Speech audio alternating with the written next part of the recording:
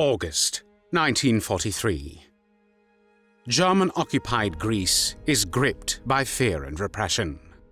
As resistance activity spreads across the countryside, Nazi occupation forces respond with collective punishment, branding entire villages as enemies and using terror to maintain control. In the region of Epirus in western Greece, the small village of Kommeno sits on the banks of the Araxos River, its inhabitants trying to endure life under occupation. On the 12th of August 1943, partisans briefly passed through Kommeno before vanishing into the hills. German patrols soon learn of their presence, and fear spreads through the village. Though residents are told there will be no reprisals, anxiety lingers. By the evening of the 15th of August, a wedding fills Kommeno with music and joy as families prepare for the Feast of the Assumption, unaware that German troops are already on their way to murder. At dawn, German troops encircle the village, hurl grenades into homes, and machine gun civilians as they flee in panic. Men, women, children, and infants are slaughtered in the streets, in their beds, and at the riverbanks as houses are looted and set ablaze. By the end of the massacre, 317 civilians lie dead, and the village is reduced to ashes. A crime that will become known as the Massacre of Kommeno.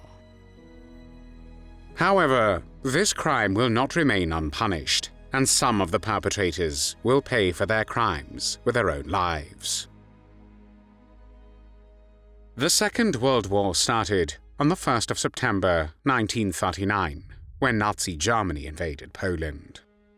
The early stages of the war saw rapid German advances in Europe, with the fall of Poland, the invasion of France, and the evacuation of Allied forces from Dunkirk in 1940.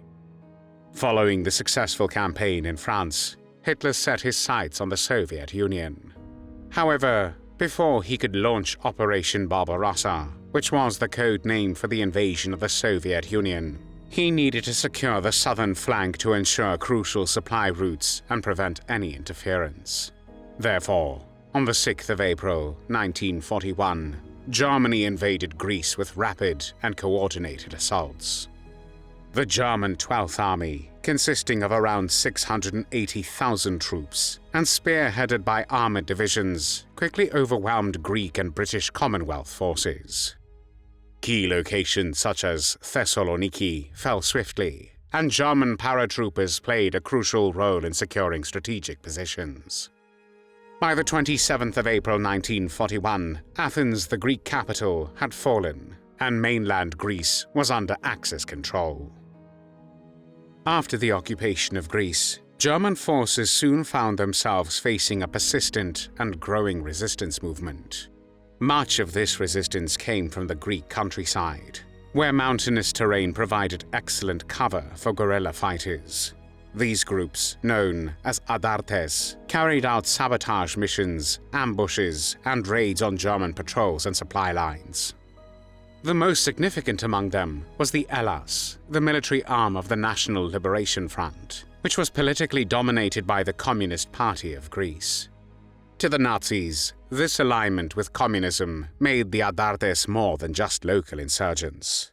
They were portrayed in both the Wehrmacht, the German armed forces, and the SS as savages and criminals who committed all sorts of crimes and who needed to be hunted down without mercy.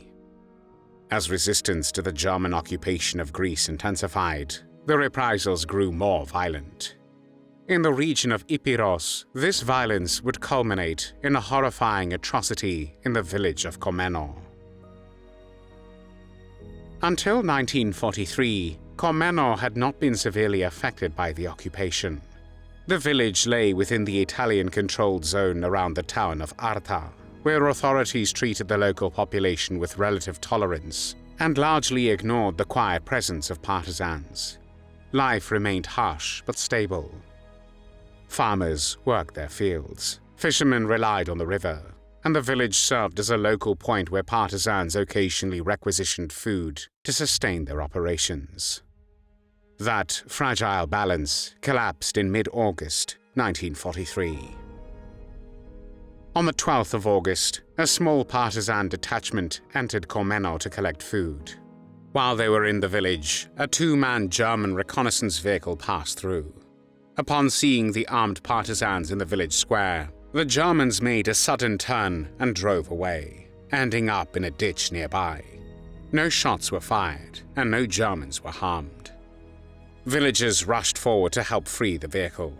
Still, the incident spread fear. Expecting retaliation, many residents spent the night hiding in nearby fields. The following day, the head of the village council, the village priest, and the local schoolteacher traveled to Arta to explain the situation to the Italian commander. They were reassured that Kommeno was not in danger and that no reprisals would follow. Relieved, the villagers returned to their homes and began preparing for the Feast of the Assumption.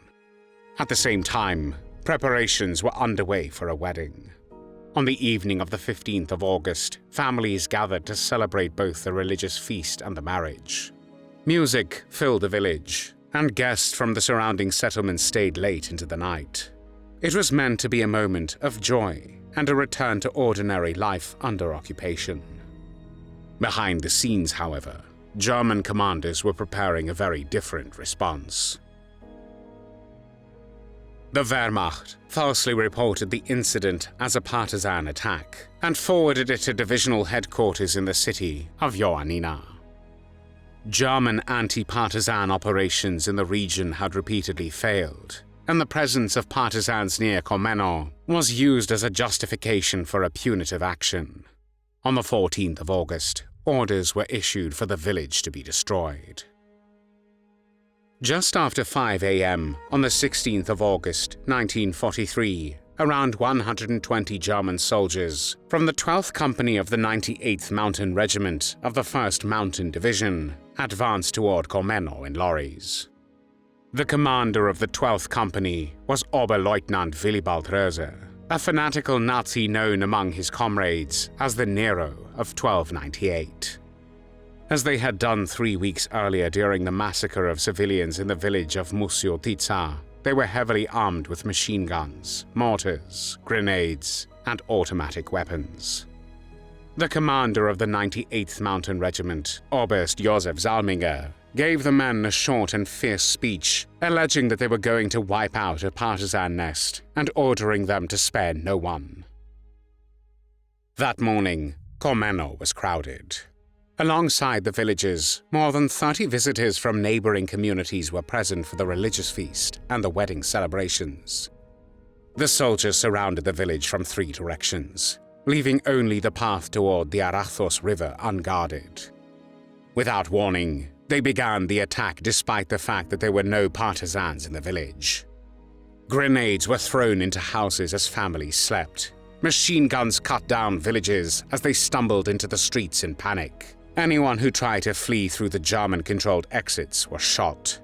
Men were executed in front of their families. Women were killed while trying to protect their children.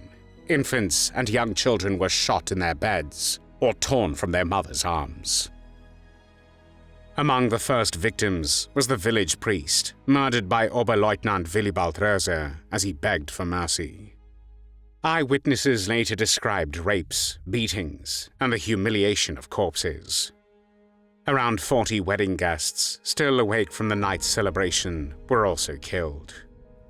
The only escape lay across the Arathos River. Shielded by dense vegetation, some villagers managed to flee by swimming or using small boats as gunfire echoed behind them. The massacre lasted 6 hours. By the time the shooting ended, Kommeno had been annihilated. Of the 657 people present that morning, 317 were dead. Among them were 172 women, 97 children under the age of 15, 2 priests, entire families, and newlyweds. Nearly 300 houses were burned to the ground. Only 7 remained standing. After the killings, German clearance units moved through the ruins, seizing livestock and looting valuables before departing. The day after the massacre, the first outsiders arrived in Kommeno. Italian Army Sergeant Ugo Turi entered the destroyed village, where survivors described what had taken place. Burnt homes still smouldered, bodies lay scattered among the ruins, and the scale of the slaughter was impossible to ignore. The Italian military leadership protested to Generalmajor Walter Stettner Ritter von Grapenhofen, the commander of the 1st Mountain Division. Stettner denied that German soldiers had committed atrocities against civilians. Instead, the massacre was immediately buried beneath false reports and deliberate distortions. The 98th Mountain Regiment sent a radio report to divisional headquarters in Ioannina, falsely claiming that a battle had taken place between German troops and partisans, and that 150 civilians had been killed in the fighting. On the 17th of August 1943, Oberleutnant Kurt Waldheim recorded in his unit's war diary that Allied forces had been very active and that Kommeno had been captured after intense enemy resistance. Through successive falsifications, the mass murder of civilians was presented as a legitimate act of warfare. On the 18th of August, German soldiers returned to Kommeno with orders to bury the bodies. This was not done out of respect for the dead, but to conceal the crime. Graves were dug, remains were collected, and the physical traces of the massacre were reduced as much as possible. Within the company itself, reactions to the massacre were divided. Some soldiers later admitted that they regarded the executions as unjustified. Others defended the killings, convinced that the village supported the partisans and that its inhabitants therefore constituted potential enemies. Despite any feelings of doubt or guilt, no soldier openly opposed the orders, and no serious resistance emerged within the unit. The massacre was carried out, accepted, and officially denied. Although not everyone behind the Kommeno massacre was held accountable, for some, justice or even revenge eventually came. On the 1st of October 1943, Josef Salminger, the officer who had given his men the fierce speech to wipe out the village, was ambushed and killed by Greek partisans. His death triggered yet another reprisal. 2 days later, German soldiers from the same division entered the village of Ligares and massacred 92 civilians, men, women, and children, including infants. The youngest victim was only 6 months old.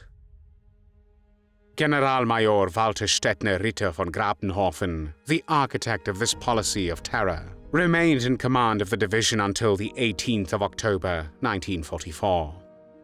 During the Soviet Belgrade offensive, his unit was cut off and Stettner went missing near Belgrade.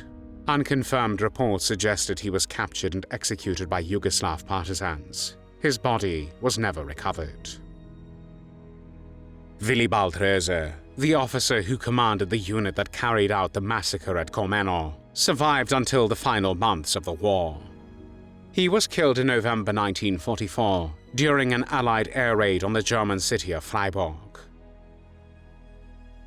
When Germany surrendered on the 8th of May 1945, the remnants of the 1st Mountain Division surrendered to British forces in Austria. While many officers attempted to portray themselves as honorable soldiers fighting partisans rather than civilians, some were extradited to Yugoslavia, where they were tried for war crimes and executed. The Kommeno massacre is considered one of the worst crimes committed by German forces in occupied Europe. Every year, on the 16th of August, memorial services and ceremonies take place in remembrance of the massacre. Thanks for watching the World History Channel. Be sure to like and subscribe, and click the bell notification icon so you don't miss our next episodes. We thank you, and we'll see you next time on the channel.